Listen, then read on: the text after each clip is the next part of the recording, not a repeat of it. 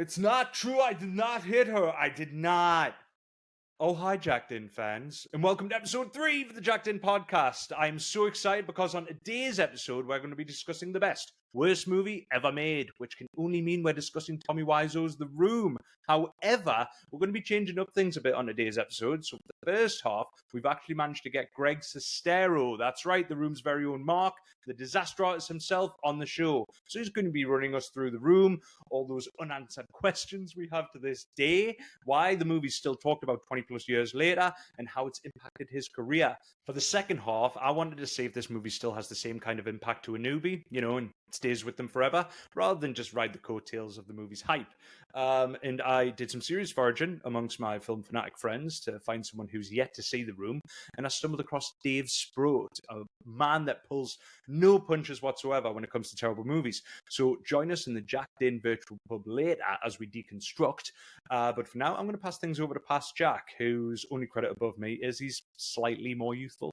Hello and welcome to the Jacked In podcast. So today I'm very excited as I'm joined by someone that I'm a huge fan of. I think he's here somewhere. Where is he? Oh, hi, Greg. Oh, hey, Jack. How are you? It's good to be on here. I love your posters. Thank you very much. Thank you very much. Full of horror behind for anyone that's listening that can't see. But yes, so today, in case that horrendous intro that I'm sure he's never heard before didn't give him away, today I'm joined by Greg Sestero, who you'll remember as co-star of The Room, but also, in my opinion, the muse for The Room's creation, as I definitely think you played a part in inspiring Tommy Wiseau for that movie. Yeah, that's sort of what I look at it at this point, because there's movies made every day. There's good movies, weird movies, the whole gamut. But to me, what The Room has meant at this point is it's inspired a global phenomenon where people, artists, creative types, they're able to study what it means to make something. Because The Room supersedes just being good or bad. It goes into a psyche that it was really fascinating to me as well. So I'm sure people that see The Room have a million questions. But it's very much, you could look at it on the surface as just a movie of whatever it is, good, bad. But to me, it's the life and the creation and the journey that has kept people talking about it for 20 years, because there's so many movies that are, very well done. Halloween, for example, some of the movies you have right in front of you, and people watch them, for the right reasons. But The Room is something that, has been screening around the world now for almost 20 years. There's got to be more to it than just three crazy sex scenes in the first 15 minutes. There's something there that I haven't even figured out. It's got something about it, and I don't know how quite to put my finger on it. And I'm going to... So, for instance, you've got movies like Oppenheimer, which are cinematic masterpieces, but I'll tell you right now, no discredit to the movie, I think it's genius. Once was enough. Whereas I will watch The Room time and time again, and there's something that just keeps bringing me back. But what I wanted to do for anyone that hasn't seen it, my first experience for The Room was back when I was living in Toronto. Someone recommended, they said, you have to watch the movie.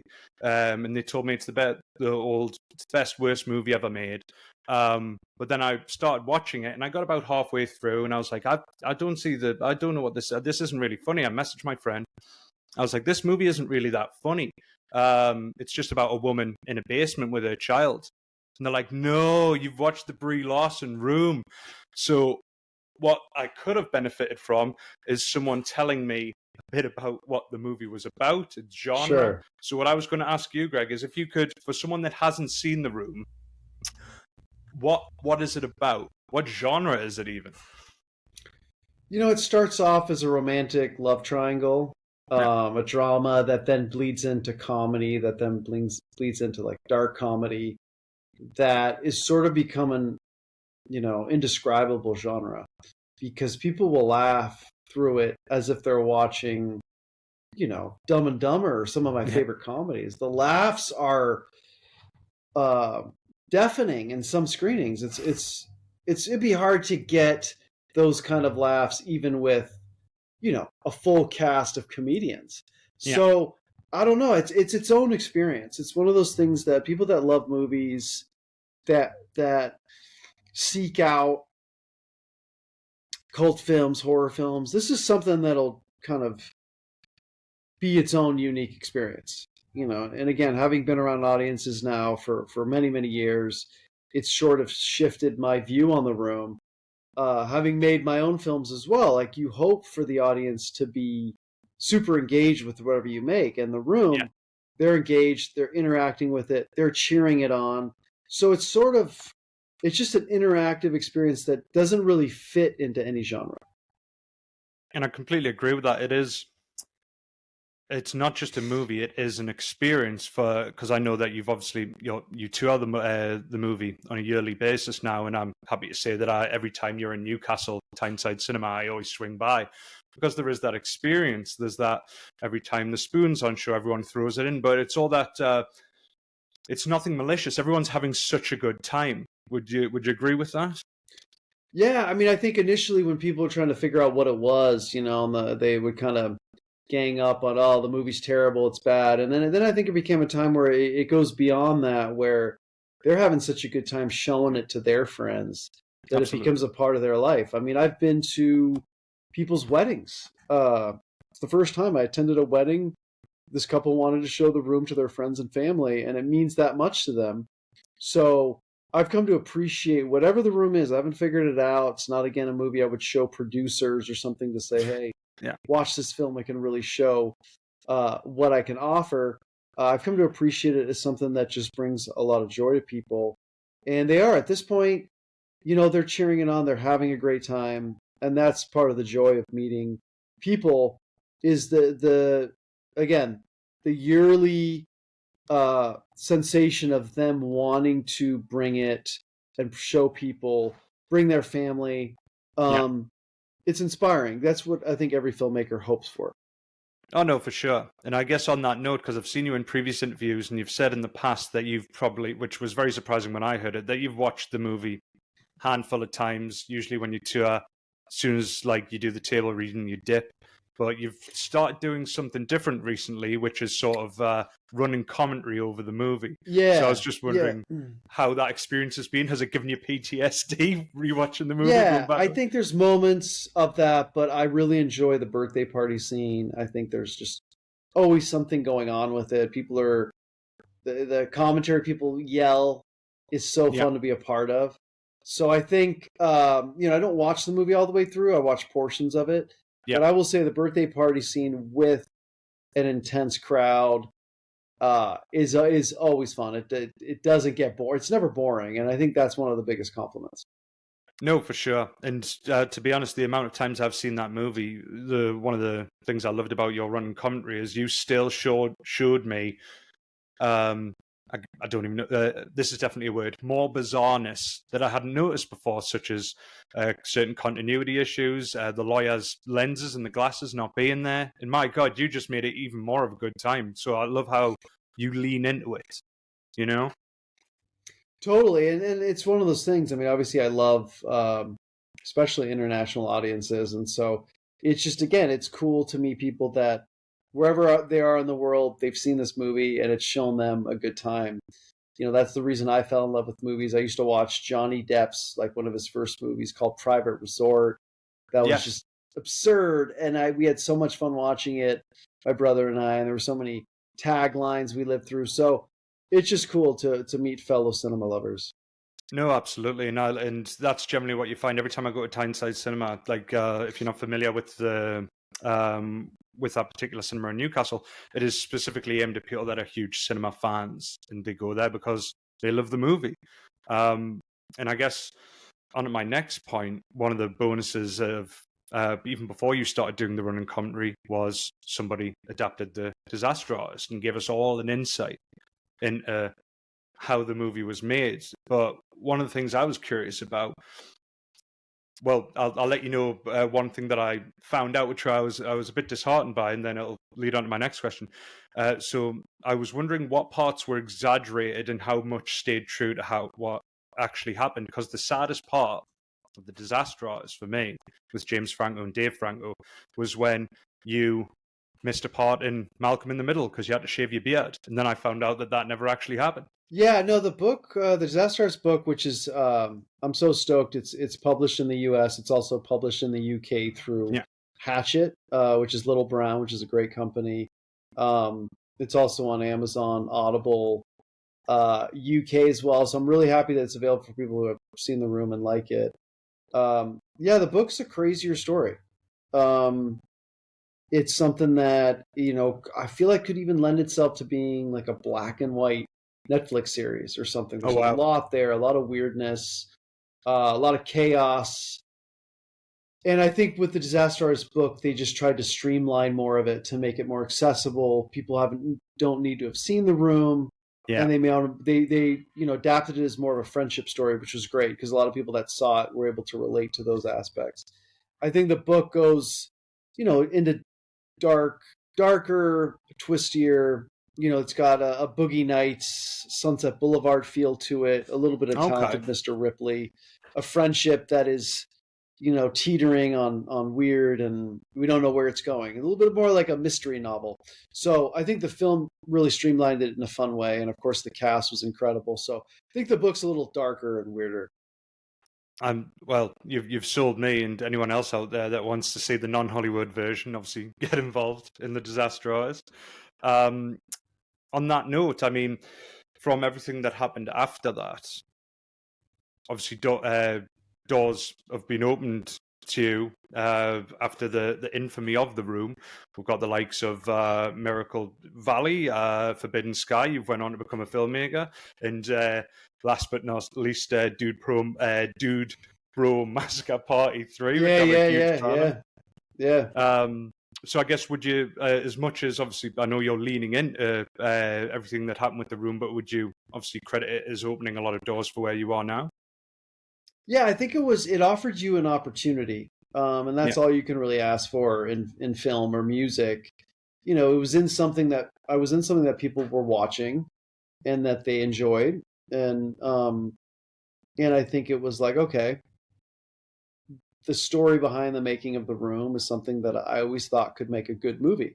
So I felt like instead of looking at that time as acting or anything in that regard, I thought, I love storytelling. I'm going to dive into that, and I'm going to tell this story for anybody who's seen The Room, has questions, who loves The Room. I'm going to try to give them the best book / story / potential film that I can do. So I really took it in that angle. The Room's not a traditional opportunity. It's not a traditional film. So therefore you had to kind of be creative in what you could bring to it and what the opportunity was at hand. Ultimately, again, I love movies. I want to make movies, and that's the way I looked at it. So it was definitely a chance to offer you some creative branches and how you take them. If you look at The Room in a standard way, you're probably going to be like, I don't know, maybe I should quit at this point. But I saw it as, hey, there's really something here. People love this movie, and I'm going to try to offer it more. Yeah. And that's a great way to look at it. And obviously, I've had the honor of seeing Miracle Valley on the big screen. Forbidden Skies on my list, but would it be safe to say that you are gravitating more towards horror now with your filmmaking career? Yeah, towards like interests. Like, I'm really interested in cults. Miracle Valley is a movie about a real life cult. UFOs are fascinating, and Forbidden Sky is also about real life UFO abduction. And then also I want to make a movie about this crazy night I had in Istanbul, Turkey years ago. Taking just compelling stories or experiences I've been through and try to offer something original to cinema.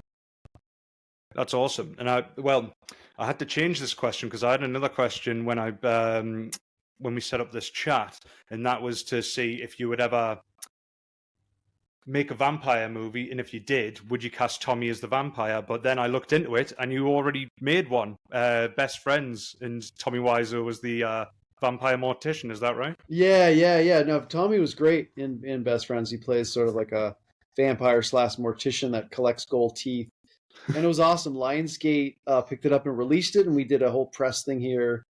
Lionsgate UK also did a press release thing. So those were really fun movies, and I think Tommy in the right role can offer quite a bit. It was the role he was born to play, because I'm sure everyone out there, like the dedicated fans, are absolutely devastated that we didn't get the original written ending for The Room. Yeah, right. Johnny yeah. ended up being the vampire. Yeah.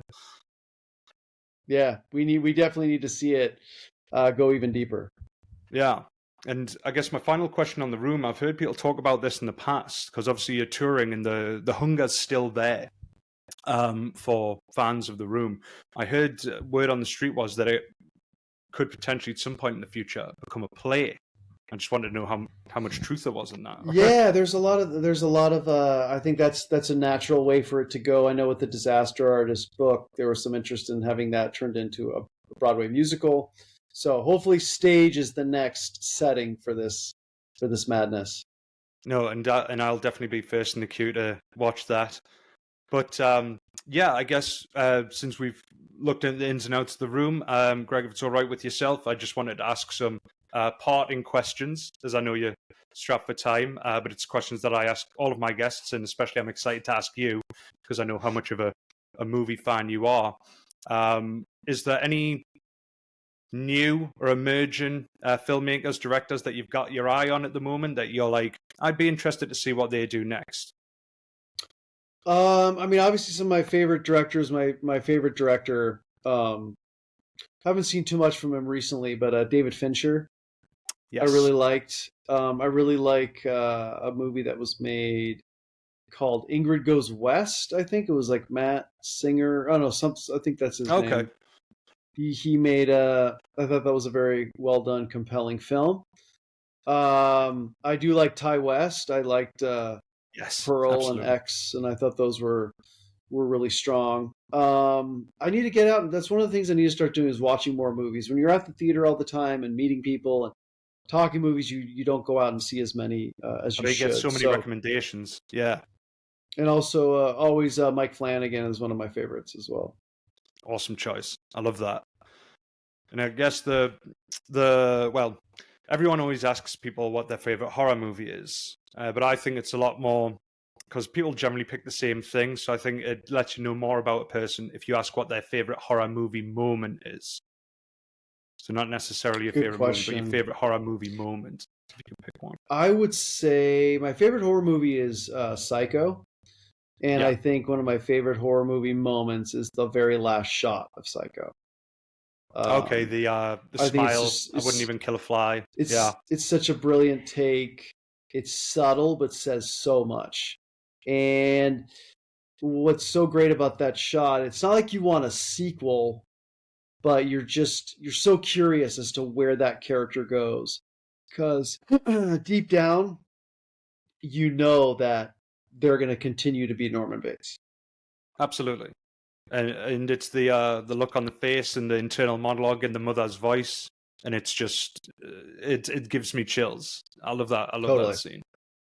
Now, about well, it's a bit of a bigger question, but but the same rules apply. But for this, if you can narrow it down, it's a much bigger question. Like I say, what is your favorite movie moment of all time? Favorite movie moment of all time? Oh God, that's a good one. I'm gonna say Back to the Future, when Marty comes back and sees Doc get shot. Yeah. And then Doc surprises him that he opened his letter and said, "What the heck?" I thought that is always just a great moment. It's such a feel-good moment. And I've got the Back to the Future because I knew how much of a fan you were, so I thought I'd stock on my DVD stack in front of me, get the Back to the Future trilogy in there. So it's I was like, man, he's got all my favorite movies. I also love that he's so cautious about looking into the future, all those rules, and then sort of that human spirit of saying, sometimes you got to take risks. And at the end, it's got a brilliant message in part 3 that nobody's future's decided. It's whatever you make it. And like, I'm glad that it took 3 movies to get there. Tremendous stuff. Well, final question, because obviously here at Jacked In, it's not just a play on my name, but it's also a big nod to The Matrix, which I'm a huge fan of. So all I wanted to ask you, Greg Sestero, if Morpheus sat you in the red Chesterfield and presented you with the blue pill and the red pill, which would you take and why? So essentially, the blue pill is you forget everything that Morpheus has told you. You stay in the Matrix, and you forget everything about being trapped and everything like that. So you wake up in your bed and believe whatever you want to believe after taking that.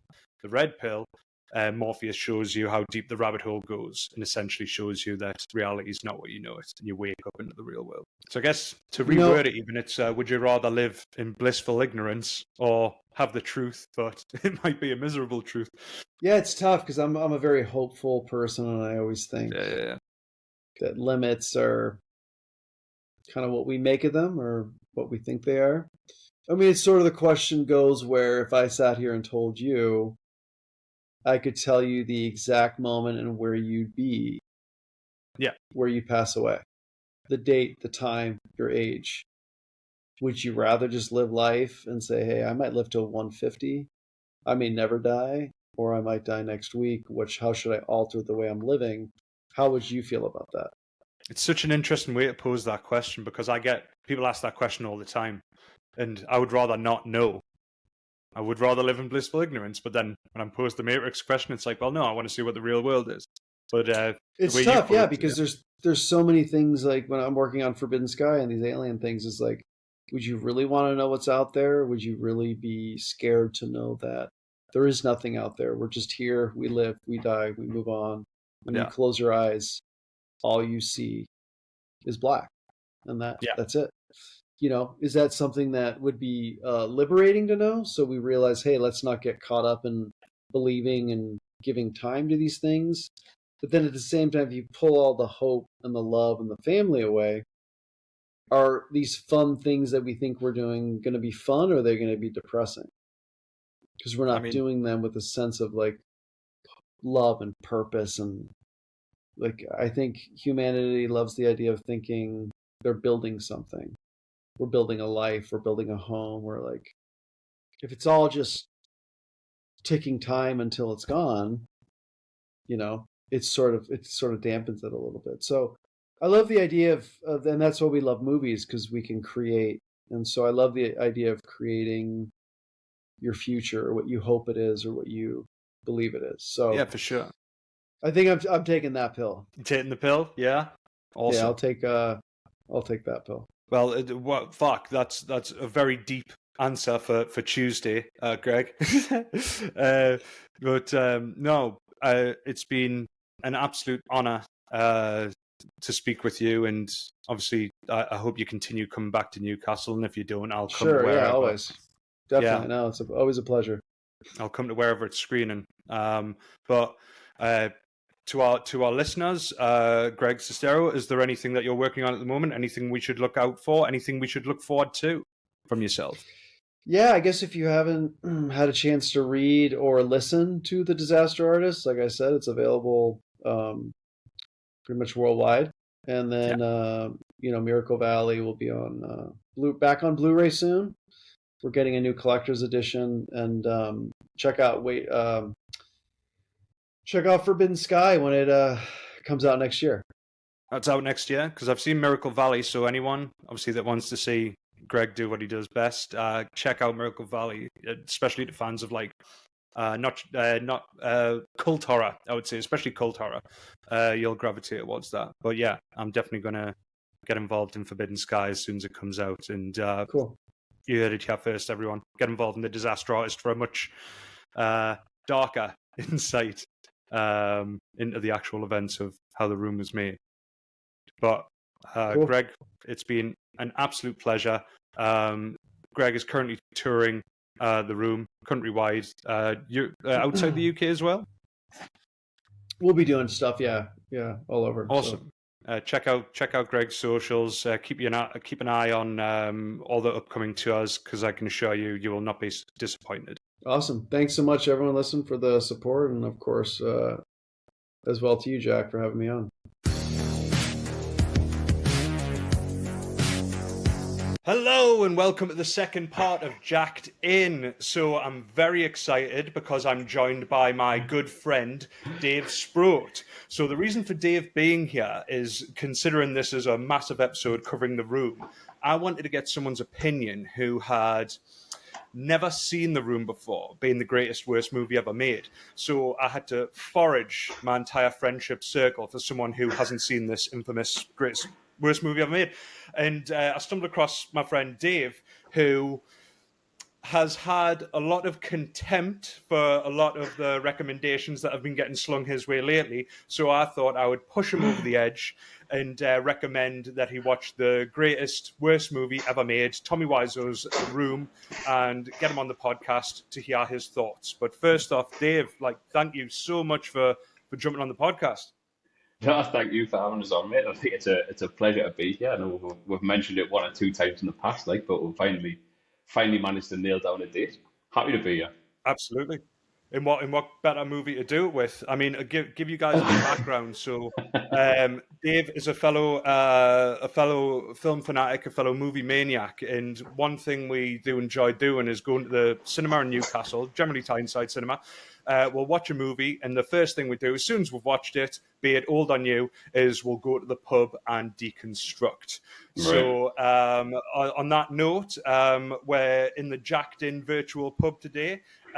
Dave, let's deconstruct Tommy Wiseau's The Room. Cheers. Absolutely. Cheers. Yeah. So, okay. I guess I'll start with the first simple question. Dave, you recently watched The Room for the first ever time. What were your first thoughts? My first thoughts, because I was familiar with the meme of The Room, I guess, if you want to put it that way. So I had a sort of passing familiarity with it, but never seen it before. You had specifically told us to keep an open mind when I went into it, which sent alarm bells ringing for a start. But apart from that, I went into it completely blind other than that. And I would say my first thoughts probably went along the same lines as what most people did when they first watched it, which was, oh my god, this is a this is a bit of a train wreck, this film. Which, I mean, undeniably, I thought it was a bit of a train wreck. It's difficult to gauge it because some people have that taste for they get a kick out of watching B movies and stuff like that, and sort of it's not even bad I get films. what you mean in terms of B movies. It's not even that because obviously B movies in terms of the grading and everything like that, and it's got that retro feel. I mean, this movie came out in the early noughties, and when I first watched it, I thought it was a lot older than it actually was. But it's one thing that I did think at the forefront of my mind when I was watching it was this is taking us back to when I was sort of maybe 14 or 15, and there would be late night movies on Channel 5 on the terrestrial TV. Right. And that is the vibe that I was getting through the whole film, and it didn't. I don't know if I'm jumping the gun or not here saying this, but within the first couple of minutes, the sort of the nude scenes and stuff like that, and I was like, it's like them Channel 5 softcore porn films. I'd made notes here, and there was obviously there's a sex scene within the first couple of minutes of the film, and then sex scene within the first 10 minutes I've wrote down, and then I don't know how it heavy pretty quick for sure. It does, more or less immediately, and then I don't know how it's not that long after that she gets stuck into Mark, so it's got to be within the first half hour of the film that easily, I would say, which is you didn't see that. Why didn't it come sooner? I hear you. Why didn't we get it sooner? There's places to go if you want that, but the room just gives the audience what it wants, I guess. So I was recently speaking to Greg Sestero, who I had on the infamous Mark and author of The Disaster Artist. And one thing I told him about my first experience watching The Room. Now it was back when I was living in Toronto, Canada, and similar to how I recommended it to you, a lot of people just said listen, you need to watch this movie. But what they didn't say was what the movie was about. Now, this led to some confusion because I started watching the movie, and then about halfway through, I messaged my buddy saying, "I thought you said this was funny. Like, this isn't funny in the slightest. It's just about Brie Larson in a basement with that child." And they're like, "No, you watched Room with Brie Larson. You need to watch The Room." And I was like, "All right." And I guess what I could have benefited from, which would have avoided the confusion, is for someone to tell me what the movie was about, and I would have known straight away that I was watching the wrong movie. I mean, the poster, the title, it gives nothing away, and I don't even think you could really say what the movie's about. But Greg Sestero gave me his view. But if you could recommend this movie, Dave, to someone, if you could tell someone to watch this movie, what would you tell them it's about, and would you even give it a genre? Tough question. If it's genre defying, I think. It really doesn't fit into any one particular genre. If there was a genre for bad movies, it would probably be that. It might be harsh to say that, but I guess don't hold back. You are in good company when you tear this movie to bits. I think it's just it's like low budget soap opera is probably the closest I could get to a genre for the film. As far as the plot goes, that again is a difficult one to describe to someone because it seems to jump from one. It doesn't seem to have like a cohesive through line throughout the film. Well, it does to a certain degree, but there's so many things that come and go and they're never explained or mentioned once. The mother-in-law who has breast cancer, who mentions she has breast cancer and she's dying, and then that's that. That is never mentioned. It's never mentioned again. I remember thinking that was weird. I guess if I had to explain it to someone who never watched it before, it would be the man and woman who live in the house. Sorry, it's not Tommy. It's Johnny. Johnny and Lisa, Johnny. who are seemingly, when you first meet them, in a very loving relationship. I mean, the first 10 minutes of the film, you would assume that they were pretty stable, considering they get it on like more or less immediately, and then everything after that just starts to go. He's absolutely devoted. Yeah, well, he goes and buys her flowers. He's got a good job, and then like Lisa just turns on. Anything for my princess. The red is that the red dress? Yeah, he buys her the red dress, isn't it? And then seemingly she just falls out in love with him for no reason, or seemingly no reason, and then because she's an absolute bitch. Like that's her core, you know. But like you wouldn't to first watch it, you wouldn't think that. Like I've hold on, where was it? Checking me notes here as I go. Lisa's character personality swings wildly from scene to scene. Like, yeah, like it absolutely, mate. Like it just goes. She goes from one thing to the other. Like she loves him and she's dead affectionate, and then she hates him and she can't stand him. She doesn't want to hurt him, but then she couldn't give a damn about hurting him. Like it is literally it's. I got whiplash from that character. Like. It's written. It's like it's written from like I'm trying to watch it with all my might how Tommy Wiseau intended it, and it really seems like because he wrote the whole thing, right? Tommy Wiseau, like, he wrote the whole thing, and it's very much like he wanted to write that he's this amazing guy and who's seen an absolute like dick of a person, but rather than let the audience get there, he just makes her say it. Like, I'm aware he's an amazing guy, does this, he provides for me, does all this amazing stuff. Yeah, I'm just going to be a dick anyway. And it's like it just spoon feeds the audience the entire plot. I mean, there's so much more wrong with it, but that's a starting point. The polar opposite of show don't tell. Like it just told you everything and showed you very well. I mean, it did show you bits and pieces, but showed you very. We saw a lot in that movie. Too much. Right. Hashtag exactly. Tommy's ass. Tommy's ass. Yeah, I must admit, like that caught us right off guard. Like I didn't we like lends itself back into the softcore porn from Channel 5. In fairness, but completely just. I'm trying to think of a word to describe it. Probably befuddling is the best word I could use. Because I'll admit, after I watched it, I looked at a couple of reviews on IMDb and stuff just to see. I just wanted to know, like, are my views in line with everybody else's here? Like, though they are essentially. But befuddlement seemed to be like the overriding sort of emotion that came from watching the film for most people, apparently. It's funny because I've never spoke to someone that's just watched it, but it's really funny like how your views are exactly the same as people that I've watched it with time and time again. Yeah. We always make the same jokes. You said like, what was the deal with that breast cancer? And you should never mention it again. I was like, that's exactly like we always make that joke. But I mean, on that note, it's a perfect segue to let's dip into because we've already started talking about the characters and the story. But I mean, what what do you think about the characters? We've already nailed that Lisa's a bit of a bitch, but is Tommy the white knighty? Is he the dedicated person that he appears to be? That he's written himself as? Johnny, rather.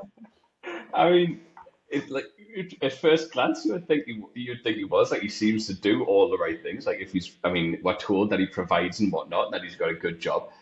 Still not familiar with what his job was. I don't know whether he was in computing or computers or something, or if he was in banking. Not 100% on that. Investments. All we know is that he didn't get that raise. He did not get that raise. He got passed over for promotion, didn't he? Which obviously it lent itself to his spiral downwards. So Johnny initially seems all right. Obviously, I don't know whether he wrote himself to be unstable, but as the film goes on, he definitely appears to be unstable. I mean, I don't know,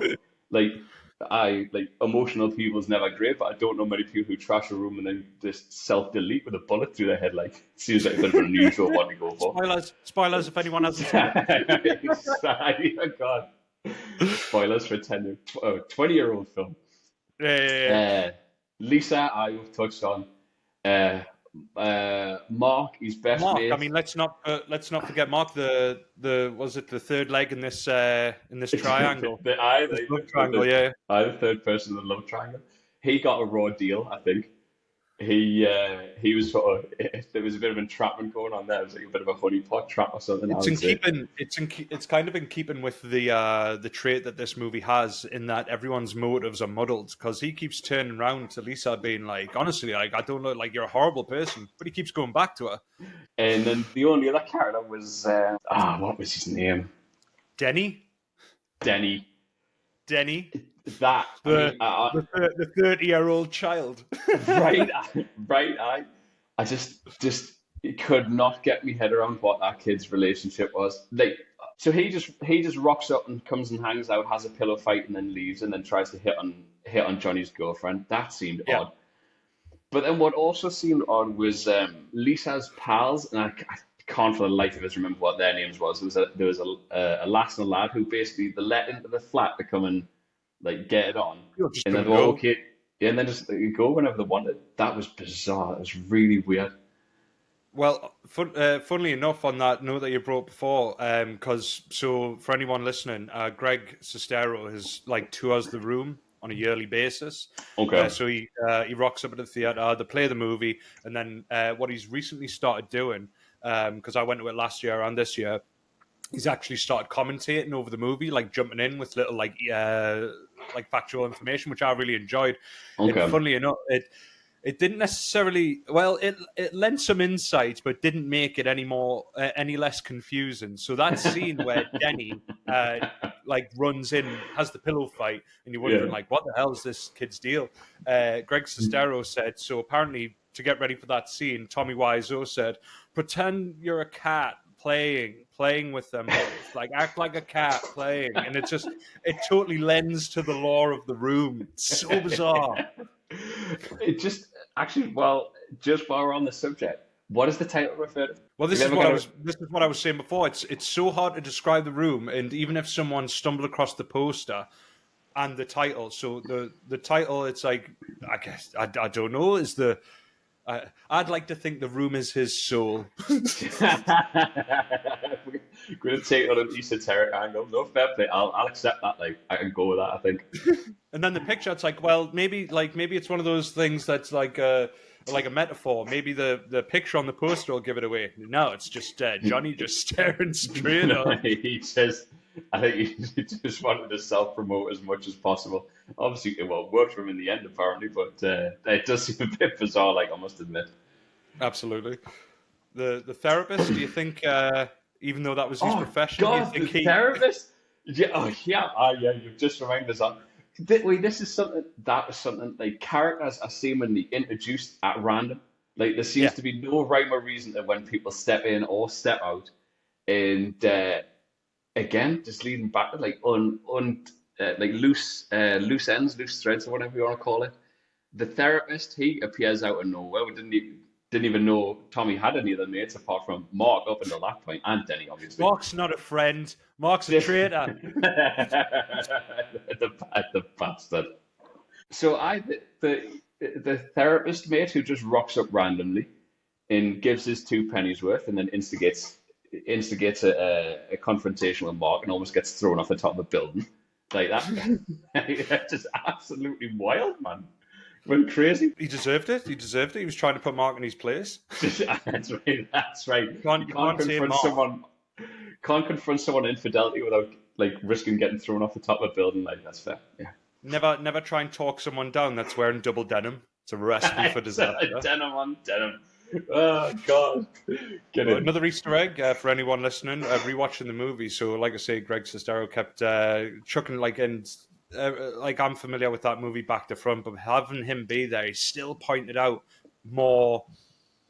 I want to say more bizarreness to the movie, and it was like when the therapist is first introduced, Greg would like chime in on the microphone, just being like, "Notice how there's no lens in his glasses, no lenses." Tommy just wanted him to look intelligent, so stuck some glasses on him. But there are no. I think they're all later on, but in the first scene, there are no lenses in those glasses. I never even know. One of them things that just completely went under the radar must have just been immersed in what I was watching at the time. You were just sold. You were sold on the plot. You were just immersed in the world that Tommy Wiseau created. I think I just dragged along. On the note that you mentioned about people dipping out and jumping in, there's this guy in the party scene when once again Lisa's roping Mark in and it's all kicking off, and then this random guy, white shirt, comes in and he's like, why would you do this? Why would you? And it's like, who the hell is that guy? And I'll tell you right now who he is. So apparently the guy playing the therapist was hired and said it was only going to be a few weeks shoot. And he kept coming up to Tommy saying like, listen, we've been filming this thing for like 3 months now. I haven't seen the script yet. Like, listen, I'm done, sort of thing. So the guy playing the therapist left, and then they just hired this new guy, stepped in, and he just took over the therapist role. So that's who he's meant to be the therapist. Okay. Like, I don't know if he's meant to be the same person, but he was just giving all the therapist's lines. Yeah. Okay. Right. Well, in fairness, that does make a little bit more sense as well, because that would at least give the therapist something more to do throughout the course of the film. Like, but right, okay, that makes more sense now.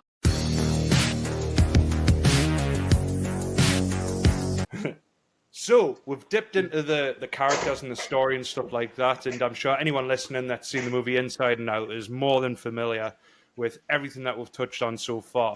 But as a first timer, now that it's had a chance to set in, because you watched it last week, now that you've had a chance to sit on it, what were your favourite or most memorable moments of Tommy Wiseau's The Room?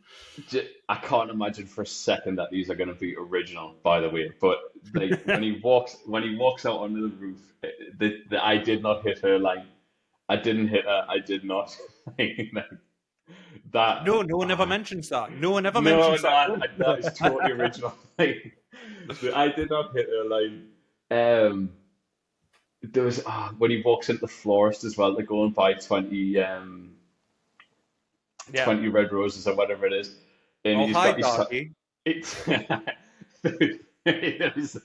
did that when he walked out. That's right. But it was the florist's response. Like, he had his sunglasses on, and then he takes his sunglasses off, and the florist goes, "Oh, hi, Johnny. I didn't realize it was you." I was like, "Oh, it's the sunglasses." It's like, disguised his identity. This guy. Like, he's a very everyman. You wouldn't be able to notice him. Nah, not with that. Not with those locks. You wouldn't. Not a chance. That amused us. That amused us. That I did not hit her line. And oh god, like, again, totally original. But like, you're tearing me apart. Like, that was ridiculous. Yeah. So outrageous. Like, just excellent in the worst way possible. Because he didn't hit her. He was so raw with emotion. He didn't hit her. He never hit her. It was a brilliant. Not he didn't hit her. He didn't hit her. The only thing he did was that he pushed her down onto the setting, but he never hit her. He didn't hit her. even when he was like drunk on what was it, like I don't know what you call it, vodka and whiskey. Yeah. I think whiskey's probably the best term for it. I'm so wasted. Outrageous. Brilliant part. Is that the scene where she sits him down and like I don't think people talk about this too much, but this was my most memorable moment from that movie, and it's just this movie is packed with filler. It's just lines said make I think the movie longer, but just pointless conversations. And the one for me, which is number one, is when she says to him, "Do you want like not verbatim, but do you want a pizza?" And then he's just like, "Oh, I'm not sure," sort of thing. And then she's like, "I already ordered. I've already ordered one." Like, why the fuck did you ask him? You know what I mean? That's right. And she says it like such a Cheshire, like, I already ordered a pizza. It's like, oh, you little scamp. That's my kind of woman, that, in fairness. Do you want a pizza? I don't know. I've ordered one. Fine. I'm already in. Why ask? You know he's had a hard day at work. You know he's been passed for the promotion. He doesn't need these games. He's playing the games. That scene as well where they're drinking, she comes in with the half-filled glass of whiskey, and then she tops it up with a vodka, or if it's the other way, I can't remember if it's the other way around. And it becomes visky. Vodka whiskey. The visky. But then, like, it cuts, like, there's a hard cut, and she's got his tie wrapped around his head like a dad from a wedding. Like, that amused. I was like, I've never, ever been drinking with a lass, and that's happened. That was completely... She's drunk, she's wild. She was, man. Having a good time. Totally unhinged. If that's what whiskey does to you, I might give it a go. And I'm not even a whiskey or vodka drinker in that case, but imagine the two combined. As it's been proven, it's absolute mayhem. Well, the film was scored unusually, I thought. What do you mean? It seemed a very odd choice from the opening credits. It just seemed like a very odd choice of music. It just I can't put my finger on it totally. And from watching the credits, it looked like one or two people had more or less been responsible for the entire score of the film. But then the score for the nude scenes and whatnot, I can't remember what the line was. Like, I'm your rose. I'm your rose, I'm your rose. I think it was I'm your rose. I can't remember. What was it? Hold on. It's like those songs that are just like free from copyright, that they're just like free to use sort of thing. Yes. Sorry, I've just brought it up here. You're my rose. So that You're my rose. I think it's when Lisa and Mark are getting stuck into it, and like "You're my rose" is repeated about 20 or 30 times. Just in a row. That was on the most uncomfortable stairs. On the most uncomfortable stairs I've ever seen. It never migrated from the stairs though. It just hung about on the stairs and then never went up them. So I guess the throes of passion. The score in itself, especially with those like the scenes, the exterior shots, the start and the music, it adds to the overall theme of this movie, in that nothing really works. So I wonder if you could make the argument that because nothing matches with anything, that it's a bit like Frasier's living room. So it matches, so that everything works, because nothing goes together. Everything works. I don't know what you think on that. Sort of matches by default, almost. So, like, obviously, we've touched on the more popular. Well, I say the more popular scenes. The whole movie in itself is popular, and to be honest, everything is the first time that you've mentioned is something that everyone celebrates. I don't know if this will change your opinion on the movie, but I can tell you the original ending for the script, which was cut, which might shed some light on the entire movie. I don't know if you want to hear what the original ending was. Absolutely, I want to hear what the original ending was. All right. So, as it turns out, in the original ending, you find out that Johnny was in fact a vampire. and he gets in his car that was on the roof and flies off. Flies off in his flying car. Flying car. Vampires have flying cars, Dave. Pulls a full-on grease at the end of the film. Oh, yeah.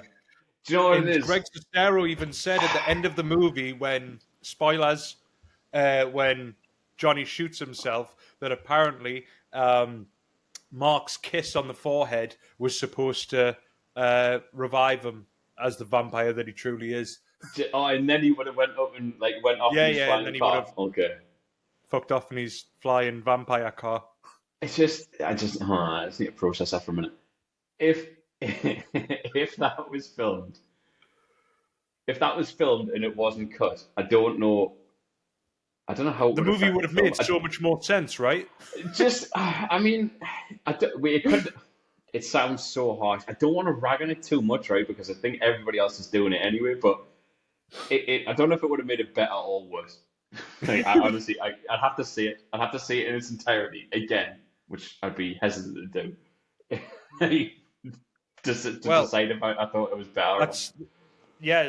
We'll touch on that a bit more later, because that's definitely a question that I was going to pose to you. But I guess having seen it, and obviously I've told you about the movie's infamy, 20 years on, it's regarded as I've said it time and time again, the greatest, worst movie ever made.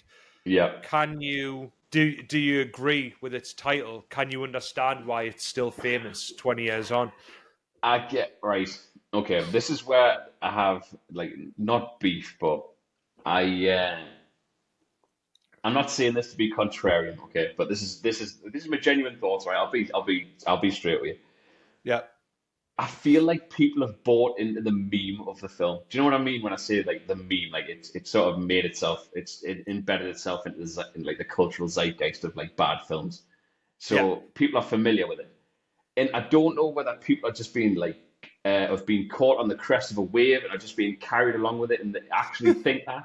Because to say that this is the best worst film, right, is like saying, Harold Shipman was the best serial killer in Britain. Okay, that's not a title to be savored. Not in my opinion. If it doesn't matter if you're the best worst serial killer, if it's the best worst film, you're either the worst at the thing or you're the best at the thing.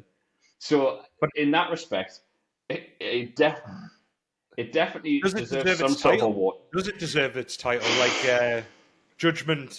Not judgment aside, but do you think it deserves that title? Is there a better worst movie? That's tough to say. I can't honestly say. You'd have watched more worst movies than me, but I try to avoid bad films, so I can't rank it in bad films. It's the worst film that I've ever watched. There you go. So I could probably prove my point. Absolutely. But when I say it's the best worst film I've watched, it's the worst film I've ever watched, but it's not the most entertaining bad film I've ever watched. I think that's fair. This is a great segue on your opinion of how much the popularity's grown, because since that movie, Greg Sestero, who played the infamous Mark. The adulterer, is that appropriate? I don't even know. They weren't married, right? Yeah, she was just pregnant with Johnny's child, or not. I don't. We didn't even ever find out. So he's definitely not a bro, though. You don't do that to your mates. No, definitely, you don't do that to your best mates. He's not bullshit. Don't do that to any of your mates. So Greg Sestero went on to because what went on behind the scenes was even more insane than what made it to screen. So Greg Sestero wrote a book about his entire experience, The Disaster Artist, and then that went on to be adapted into The Disaster Artist with James Franco and Dave Franco. And a lot of people have seen The Disaster Artist without actually knowing where it stems from, The Room. Now, before you obviously agreed to join this chat, I recommended you watch The Room, but then I also recommended that you watch The Disaster Artist to get the full scope of what went on behind the scenes. So obviously the movie's grown in such popularity that it's even had a movie made about how it was made. So my question to you is, after watching The Disaster Artist and seeing what went on behind the scenes, did that change your opinion on The Room? I wouldn't say it changed Have me a different opinion. outlook, at least, I should say. It definitely lent a lot of context to the way the film comes across. I would put it that way for sure. I mean, I know it's a dramatization, obviously, and I didn't realize that you just said it there that Sestero wrote a book first. I didn't realize that he wrote the. Did he write the film as well, or did he just write the book and then the book was out? He wrote The Disaster Artist and then it was adapted. Yeah. Okay. Well, I didn't realize that for a start. Okay, so that again lends another angle to the thing. It definitely explained a lot of why the thing was the way it was. I understand sort of when things are dramatized that you might not. It's not a documentary. It's a dramatization of the events that happen. But it sounds like Tommy Wiseau. How do you pronounce his name? Wiseau. Yeah. Just right, fair enough. It just he obviously wasn't totally familiar with how a film's made. Like, let's put it that. I think that's fair to say. And he just had an infinite amount of wealth that he could do it without worrying about how. Just which is another subject entirely, from what I understand. Where he got his money, unknown. Yeah. I did some research just in my own time here. Right. Is it's just confirm if this is right for me, because you'll have probably got this type of thing. He spent $6 million on this film. Is that right? Yeah. Right. So that works out. Adjusted for inflation, that's just under $10 million today. $10 million for this film. Right? Just for inflation. Everyone does that. If you're going to be professional, you're going to do that, right? But then he's ended up. He's grossed 30 million profit since it's released total. Is that right? I wouldn't know on the profit. Like I'd be surprised if like he hasn't accumulated info, because people are still watching it now. I don't know how much residuals he gets though. That is unbelievable. That was outstanding. Like when I was seeing those numbers, I mean, it was just a quick Google search. I didn't sit down and just start doing the maths. Wikipedia. I said on Wikipedia. Yeah. So. Yeah, well, must be true. Just that was outstanding. Sorry, I got completely off subject there, but no, yes, I think inflation for anyone listening, adjusting for inflation is very important. I mean, in this day and age, it's a runaway train now, isn't it? But yeah, this is a guy who had more than enough money to do whatever he wanted, and this is what he turned out. That's rough. It turned out his dream. It's the American dream. I seen a quote. Story he was able to. I seen a quote online, right, that just absolutely summed it up, and it was like, Tommy Wiseau was a man who had a vision and he's seen it through to the end. And I couldn't agree more with that statement. Like, this guy knew what he wanted to do. Oh, he might not have known what he wanted to do, but he definitely had an idea. And he just went with it, and he's seen it through. Premiered it, everything, and it obviously, like, more fool me if I think it's a crap film, because who's laughing now? The person with $30 million in his bank account all laughing. the way to the bank. Correct. Like, so I'll shut my mouth. But it's funny. Like, sorry, what happened after the fact. Just went off there. No, it's funny what happened after the fact, because the way it's portrayed in the movie, because Yara jacked in. Won't necessarily go into the book so much, only what was displayed on the big screen on film, and small screen. So from what we could see, it looked like he did intend to make this dramatic love triangle, and it was only after the fact, when the laughs started coming in, the deafening laughs, as Greg Sestero put it, that he decided, oh no, it is a dark comedy. And I meant it to be a dark comedy from the start. I mean, do you think that was just on the backlash of everyone's critique, or do you think, that you had a bizarre sense of humor? Nah, I don't believe that for a second. I mean, this is just one guy's opinion, but that sounds like a dude who's just making the best of a bad situation to me. And fair play to doing it, from doing it rather. But I don't think this was. I don't think this was written as sort of what would you call it? Like self-aware comedy, whatever. You don't think it's satire? Self-aware, self-referential. Nah, it's not. It's not written as satire. And if the design, this is the thing that you asked us about. I mean, if it is, let's just take a step back. Let's just take a step. If it is, then this is the most genius movie ever made. It's not the greatest worst movie. This is a genius movie. Yeah, I mean, like if someone can go out their way to make a film like that and gross the money that it did, that was a massive success. Yeah. So if that was what it was, then so be it. I don't believe it though. I don't think it was written as a comedy at all. I reckon. And this is going back to what you were saying about did it change me film? Like, did it change me opinion on the film? Yeah, right. The disaster artist sort of portrayed Tommy as being like, oddly enough, I've got in my notes here, like especially the beginning of the film, does a good job of endearing it to Tommy's character. Like he's obviously his heart's in the right. This is just sort of the impression that I took from it. Seemed like his heart was in the right place. Like he wants to act. Like he wants, and he's got a deep well of emotion inside him. This bloke, obviously, and I mean on that note, like I say, we don't go into books too much on here because I can't read. But I was speaking to Greg. And I was asking him, what was exaggerated in The Disaster Artist, because, I'll tell you this first. One of the scenes that was exaggerated, and it's a scene in The Disaster Artist, which was the main thing for me. I was like, oh, shit, like he had a really bad time. And it's when Dave Franco misses his shot as the lumberjack in Malcolm in the Middle.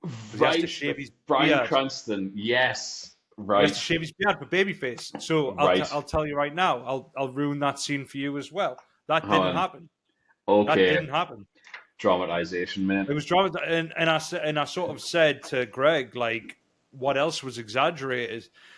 And he didn't go into it too much, but he said Hollywood pretty much wanted to make it a kind of wholesome buddy comedy sort of thing. Okay. But he said if you read the book, for anyone listening outside of Newcastle, he said it's a lot darker. The actual story's a lot darker. What actually happened. Right. And that makes me inclined to read it. But I thought I'd keep my mind fresh and not be influenced. It might be worth looking into that. I mean, I think he said Javier Bardem, like he originally saw him playing Tommy Wiseau. He wanted it to be like an Oscar-winning sort of. So I guess that leads me well into my next question. Do you think it was well cast? The Disaster Artist. James Franco nailed it. He absolutely nailed it, mate. Is playing Tommy, like his mannerisms and everything were just perfect. And obviously, I'd only watched the film once, but then watching that, like I only watched it a day. Like I think it was a day between watching one and the other. I've written here. James Franco has Wiseau's mannerisms down. He nailed it. Yeah, I wrote that down as I was watching the film. Like, and then obviously at the end, there's the side-by-side comparison of certain shots. Yeah. And it just goes, you can see it. So he must have spent an enormous amount of time just studying the way this guy was going on. Like, I don't know if they ever met him, if they had any involvement with him in actual real life or not, but he portrayed him excellently. It's a funny one because when The Disaster Artist came out, like I was already a veteran in terms of The Room, and I was amazed when it was announced The Disaster Artist was getting made. I was like, holy shit, like so many other people know about this movie as well. So I was blown away that this movie was even going to be a thing. But apparently it just got passed around to numerous people. I think Sacha Baron Cohen was attached at one point, but apparently, like watching it, I thought that James Franco was just as much of a dedicated fan of The Room as me, but apparently he'd never seen it before. Like the movie just got picked up by his people. and Right. he just totally immersed himself in the character. I mean, So he was just cast. Like this wasn't like a passion project for, because it comes. you'd I think he was assumed watching it. I You'd think he assumed it was a was. passion project when I first seen it from Dave and James Franco, and I thought, Dave and James Franco and Seth Rogen, because I know those guys are like relatively tight. Yeah. I honestly thought like, these must be friendly with him, and they've just been like, we're picking up on this and we're going with it because this is good stuff. But I didn't realize that they just kind of like been picked out of the crowd essentially to play the I think it part. was the case of it just landed on their desk and they were like, "Oh shit, better pull our socks up and like get involved." But I don't think he hadn't seen the room before Yeah. he got cast.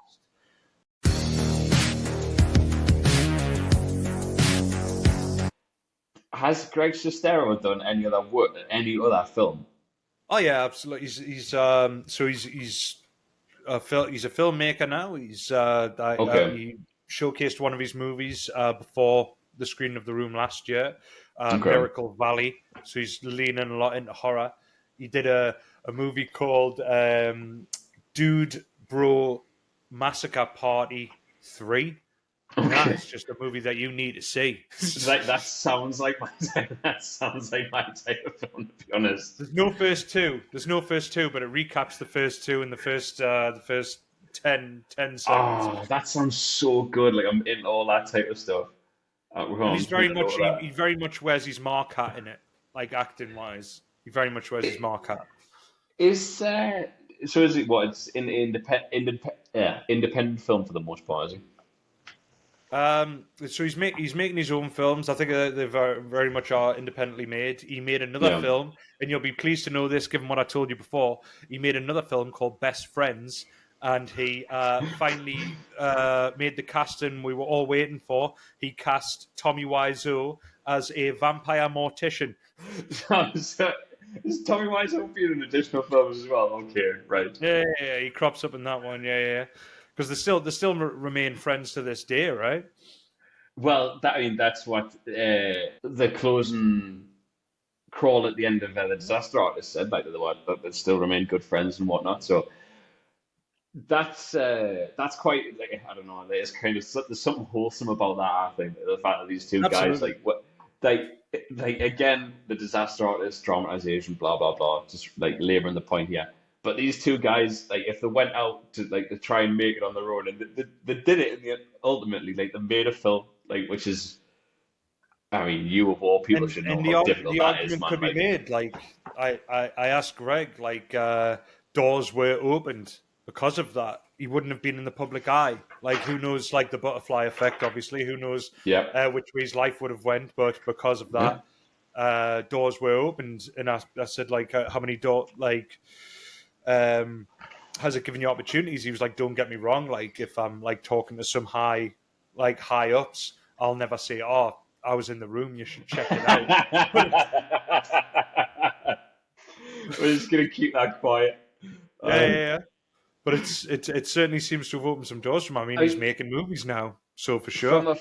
From a financial aspect, going back to what we were saying before, if this movie is grossed, I know in fairness, if it's taken 20 odd years to do it, it's not exactly the quickest return. But if it's made $30 million in profit, I mean, that's keeps going back to this profit. Just enjoy the adventure for what it was, Dave. Like, sorry, it's me capitalist street runner coming out. That's success. Like, presumably that's a success in Hollywood. I would consider it to be.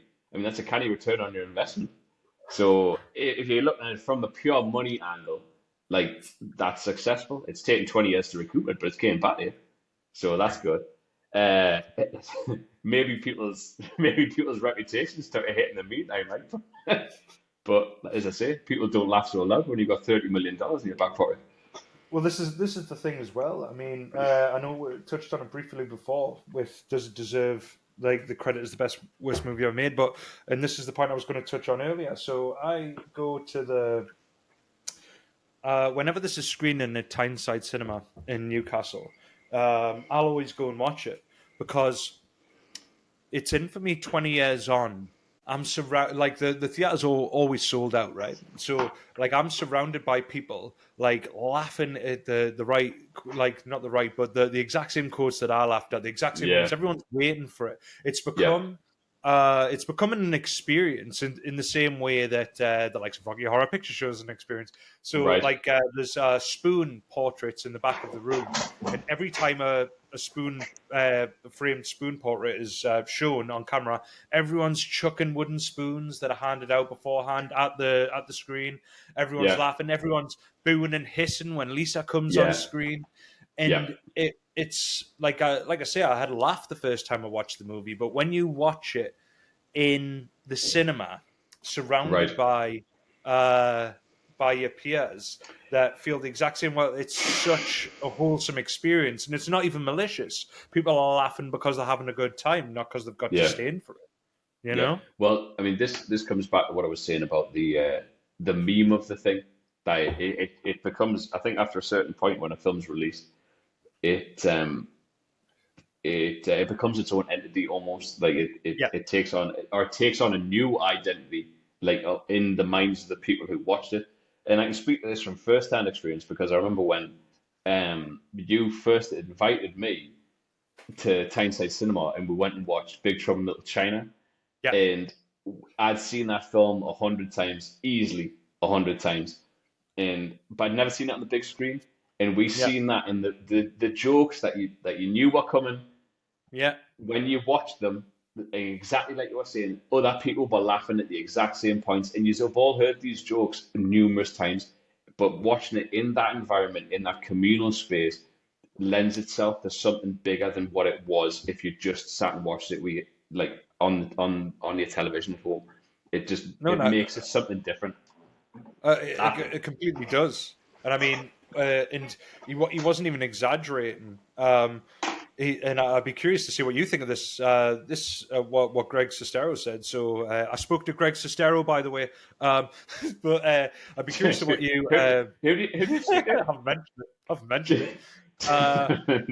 I'd be curious to what you think of this. So, and he's not even exaggerating when he said this. When he goes to the screenings, the laughs are, it's sometimes deafening. He was like, more so than when he's seen some of his favorite comedies on the big screen, the likes of, I think he mentioned Dumb and Dumber. He Right. said, but the laughs that you get in the cinema when watching The Room, he was like, you wouldn't even get with a full cast of professional comedic actors. Yeah. Like at a And stand-up club I'd or be something interested in like what you think of that. Like, I mean, that's got to be a testament to the movie's strength. For like, even if it is laughing at the movie's expense. I think that once you're prepared, I've only watched it once, so it's difficult to give it a reasoned We'll assessment. get to that point. It'll lead me on to my next question. Yeah. The fact that once you've watched it, if you've watched it once and you know what's coming, you can sort of prepare yourself for the bits that you know. It sounds terrible to say it like that because I don't really mean it like that. It's like you're gearing yourself up to laugh on purpose, but you know what's coming and you know what to expect, as opposed to what am I meant to expect from this film? You've already decided what you're gonna get from it, and people take from it what they will. Absolutely. And did you take away a good time at least? Yeah. Or did you feel like you wasted an hour and 30 minutes of your life? I'll admit this now. Initially, I was just like, I cannot believe he's got us watching this. I literally said that. I said that to Steph. Like, I cannot believe he's got us watching this film, and because she watched it with us.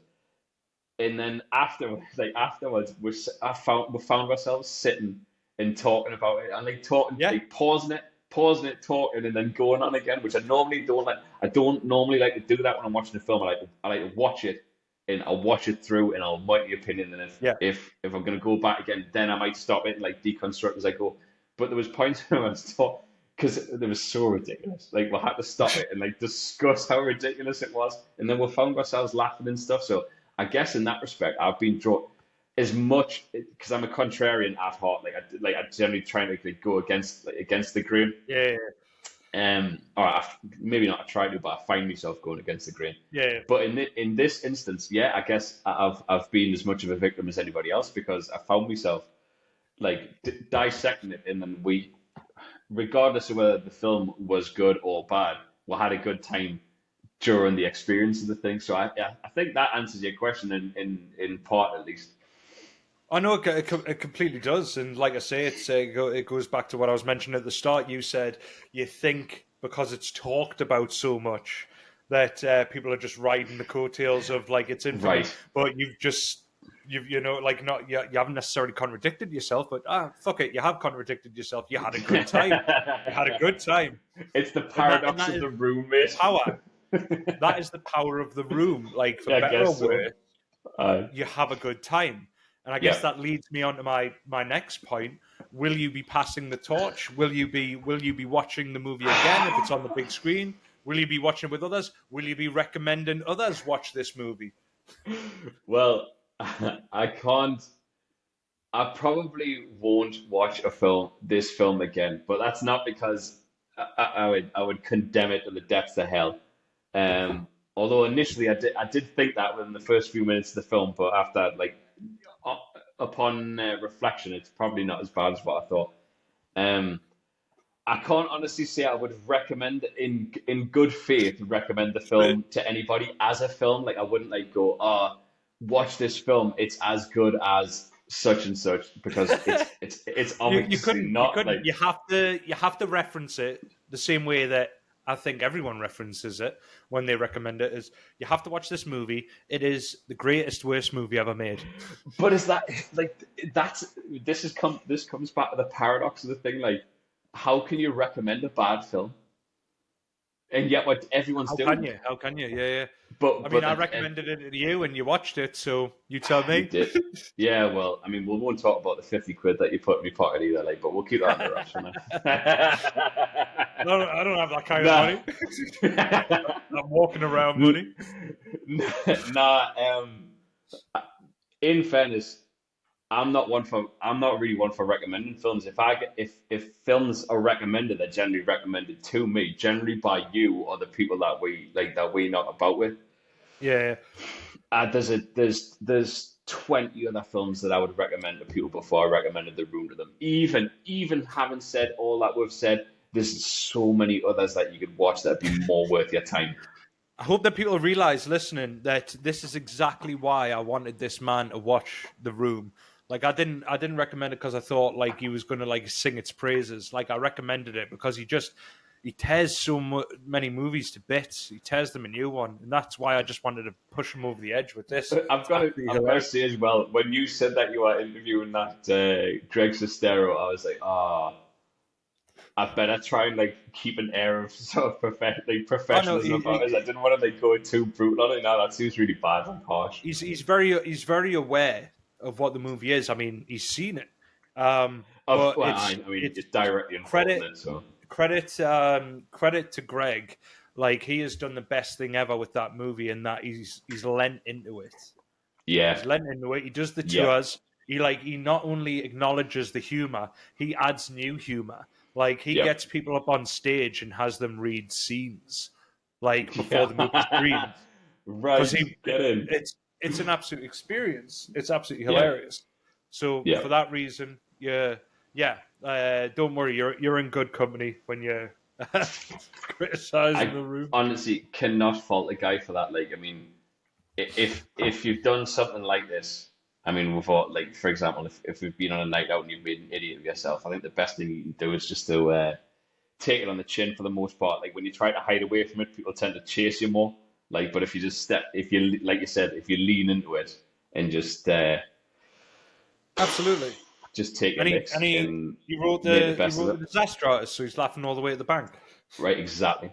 So he's everything's all worked out all right in the end. It doesn't matter what Joe Blogs on the street says about it. Like he's doing okay. But yeah, like you said, like I'm as much of an everyman as you're gonna get. And my opinion it was shocking, but I had a good time. I had a good time ripping into it, especially if you've got.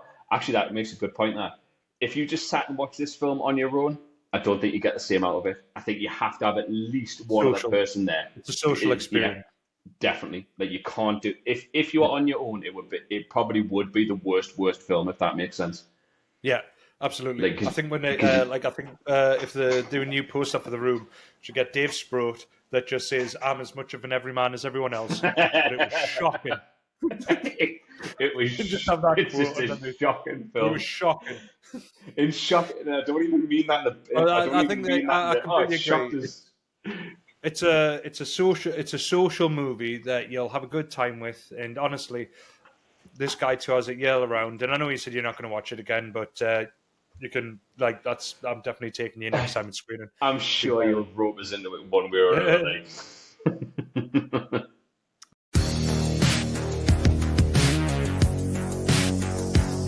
But Dave, I mean, this is your first time on the Jacked In podcast. I mean, thank you so much for your 2 cents on the room. But thank you, man. Because this is your first time on Jacked In, I wanted to chuck some questions your way that I ask of all my guests. Okay. And then I'll let you go. Cool. So, Dave Sproat, fellow film fanatic, fellow movie maniac, someone that has got a lot in common with myself in terms of movies, genres, and everything like that under the sun. What we'll start easy. What is your favorite horror movie moment of all time? So it doesn't necessarily need to be your favorite horror movie, but it's your favorite horror movie moment. Because I feel like you ask anyone what their favorite horror movie is, and it normally stems down to The Thing, The Shining, but if you ask them the favorite moment, they pick different moments from those movies, and it lets you know a bit more about the person. So, okay, what is your favorite horror movie moment of all time? I think it's can I cheat? It's a toss up between 2 moments. I kind of put my finger on one of them. If it's 50-50, let's see how them. It's a 50-50.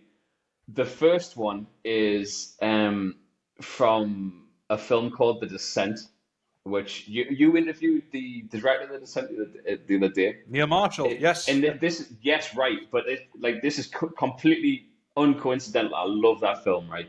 Yeah. And there's the scene at the end of that film where the main character, it's been quite some time since I watched it now, but it's stuck with it. Yeah. Oh no, I've got 3. I don't have 2, I've got 3. Fuck, Jesus! Well, you're not allowed 3. It's a 33 1/3 reoccurring split each way.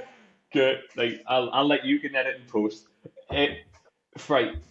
The first one is The Descent at the end of the film when she's face to face with her daughter, and you realise that she hasn't got out of the cave system. That stayed with us. Okay, and I know it's not overt horror, and it was freaky as hell. It's like, oh, she's still in there, horror movies, but she thinks she's out. Yeah, that was a cool moment. On that note, I mean, I mentioned that to Neil Marshall because it was a brilliant moment for me because I'm a sucker for an unhappy ending, especially when it comes to horror. Yes, and I didn't realise until I moved to Canada for a short stint that when I was talking about The Descent, my friends across the water got a completely different ending. So in the Americanized version, she gets out the cave. She gets out. Oh, is that something to do with the Americans always having to have it, like always having to come up, happy ending? Having a happy ending. Yeah. They said so when she crawls out and she's like, oh, she gets in the car and they drive off. Right. And Yeah. So they cut it there. Credits. Okay. Yeah. And the problem, like I was speaking, I was like, I wish for the unhappy, but then he lended a brilliant insight. He was like, you got to think about it. Like the Americans' argument for that was that was the happier ending. He was like, but she's like, it's not really, especially for that character. All her mates are dead. She's got no family. She's got no friends. She's killed some of her friends. The only thing that's going to happen to her after getting out of there is she's going to be arrested or put in a mental asylum. Yeah, that's a lifetime of therapy coming up for that woman. Like if she gets out. Yeah. So, for that reason, arguably just as bad. It lended itself to the sequel, which we won't talk about. But I didn't mind. That is a different story. I didn't mind that as much as what it sounds like you did. But anyway, so that's one. The second one, right? And this is god, several favorite moments. The ending of The Mist. Yeah. That is the most shocking movie ending I've ever seen, mate. Like, that.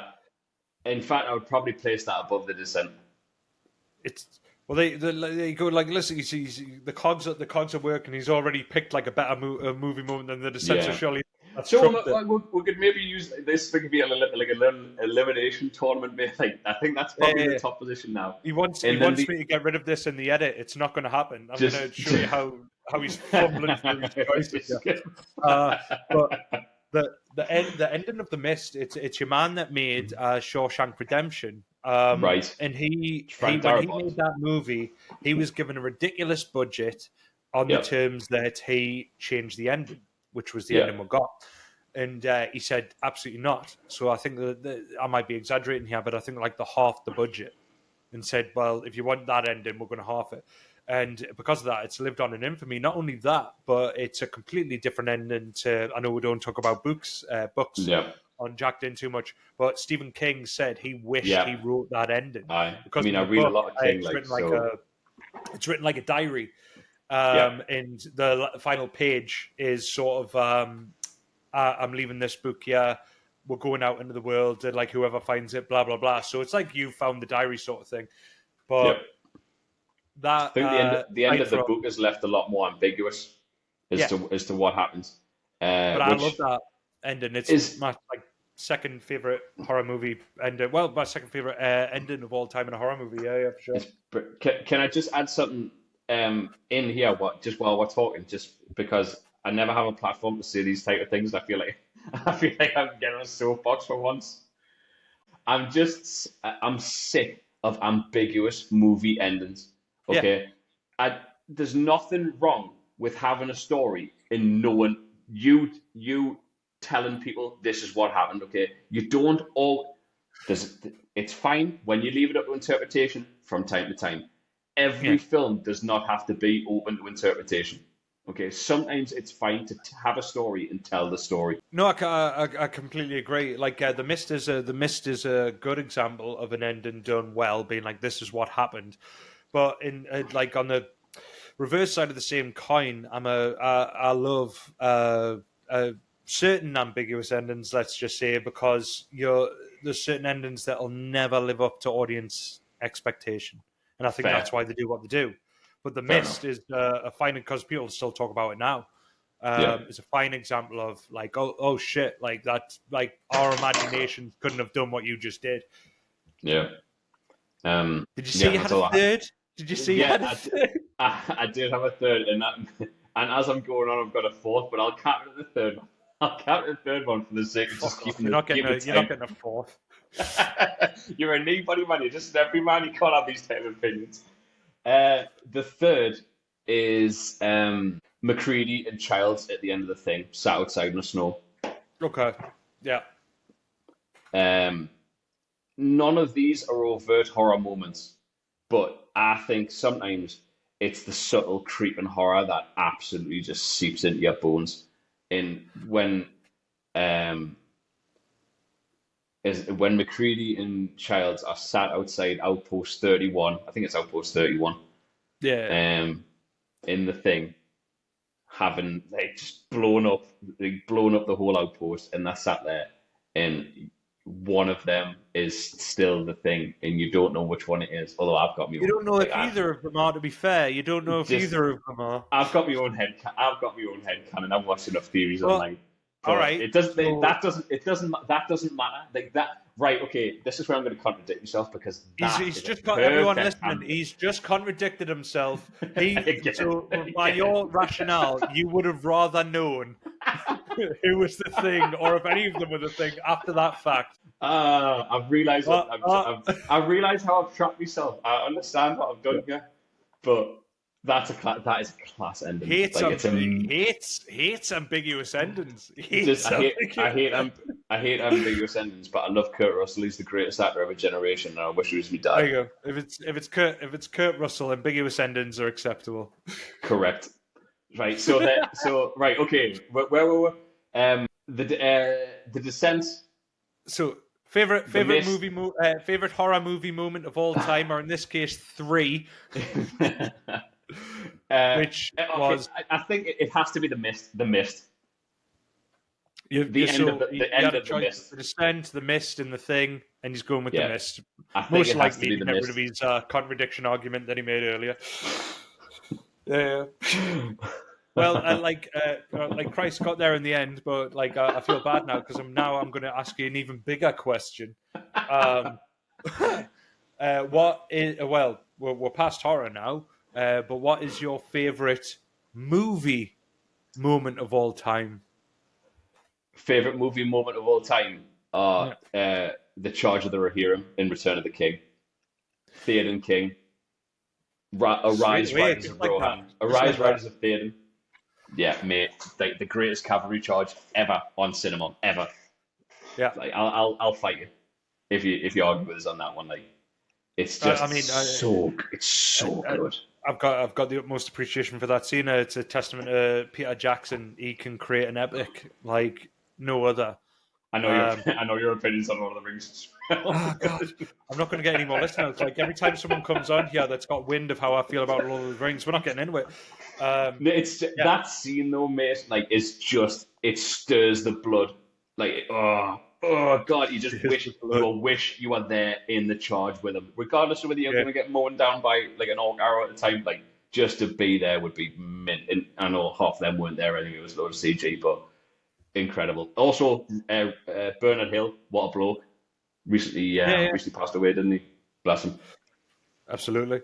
No, it's like I said, you'll be in very good company. And you got there a lot quicker than you did with your horror one. I was hoping to fumble through it. Well, not more concrete on that one. I've got about 10. First one's Return of the King. Second one's Fellowship. It's either that or Boromir's Redemption. But I won't talk about any more Lord of the Rings. Brilliant stuff. Well, final question while I've got you here. Obviously, this is your first time getting jacked in, and that sounds so sexual. Now I've said it out loud. I love it. I've enjoyed every second of it. But it's the whole thing around jacked in. Obviously, my name is Jack, but it's not just a pun on my name. It's a massive reference to one of my favorite movies of all time, which is The Matrix. So, what I was going to ask you, Dave, and I ask of all my guests, if you were sitting in the red Chesterfield and Morpheus was opposite you in his leather finery, presented you with the red pill. Yeah. He's leather finery. He's red, and he presents you with the red pill and the blue pill. Which would you take and why? If I was sat in the red leather wingbacks and Morpheus is there and he's got his sunglasses on that don't have legs on, I would have to ask him, remind us which one the red one, which one was the red, which one was the blue one. God forbid you do some research before the interview. Which one did one? I know which you're on about. I can't remember which we're about. So you take the blue pill, you wake up and believe whatever you want to believe. Okay, so you stay in the Matrix and you take the blue pill. And he will show you how deep that rabbit hole goes. Nah, you got to take the red. Because if you take the red pill, if you take the blue pill, you're stuck in the grind. Like, you might be in a job that you hate in the Matrix. Like, but you're just part of the program, you're part of the system. You're never going to get out of it. If you have a chance to get out of it, so the real world looks like it's not only like on the same level as your terrible job in the Matrix. It's worse. The real world is a terrible place. Yeah, it sucks. I mean, it's not great. Neither one's great. But if you're outside, at least you can go back in and pretend for a little while. Like, you can learn mental martial arts and run up walls and stuff like that. But you don't see people who are in the Matrix being able to do that. I'd rather know that it was a fallacy and be able to do loads of mental stuff than just be like part of the program and just be another ant. Nah, gotta take the red pill, man. Is it the red pill? Yeah, the red pill. Got there in the end. Yeah, red pill. Red pill for me. We watched the Matrix, Christ. How old's the Matrix now? That's going to be 20 years old, sir. Yeah, 1999. First Matrix. That's mental, mate. That's mental. Do you know what I heard the other day? I heard kids are referring to the 90s as the late 1900s. How ridiculous is that? The late 1900s. I love that. The late 1900s. I was born in the late 1900s. I still remember the millennium. The Y2K panic. Y2K, when all the machines took over. Absolutely. Skynet almost took over, and then it didn't, which is typical. But all better for us, I suppose. You see, Skynet didn't take over. Typical. As if it's a bad thing, built up the hopes of the machines. It's okay, mate. It'll happen sooner Rise or later. of the machines didn't happen. Brilliant. Judgment Day didn't happen. Brilliant. Whatever. Give it another 20 years, mate. We'll get it. Well, Dave, Sproat, thank you so much for getting jacked in. Not sexual. I'm very grateful that you came here today and lent your 2 cents as a first timer in the room. And it sounds like, your first experience is an experience we all had. But yeah, I'm so ashamed of that. Is there? Let all listeners know what have you got going on? Like, plug away. Like, what should we watch out for in terms of yourself? Well, I guess thank you for having us. Thank you for jacking us in for a start. But apart from that, I don't have anything fancy going on. I've generally got really poor screen presence, but I am a personal trainer. If anybody wants to get jacked up, I could potentially get them jacked up. Jacked up, yes. Get you jacked up. It doesn't have to use Captain America super serum. We can do it under traditional means. But you can follow us on Instagram on DS Personal Training 24. Check out that and see if anything takes your fancy. And if you fancy getting jacked up, come to DS Personal Training. I guess that's my plug for the evening. But that's all I've got. It's absolutely great. And you tell, I lie around and watch movies like an absolute slob, stuff in my face, and watch movies back to back. But you know how I can get away with it? By getting fit after the fact. So get involved. And finally, Dave, once again, thank you so much for coming on board and deconstructing. I hope this... I've very much enjoyed the first time we've done this, and I certainly hope it's not the last. I'm going to see what else I can chuck your way in the future. That's excellent, mate. I would love to come back on again. That is all for episode 3. New audience members, thank you so much for tuning in. Returning audience members, thank you so much for your continued support. I'm eternally grateful. As always, you can check us out at jackedinmovies.com. We have articles, reviews, recommendations, weekly video shout-outs by yours truly. You can check us out on our socials, Facebook, JackedIn Official, Instagram, JackedIn_, Twitter, JackedIn_, TikTok, JackedIn.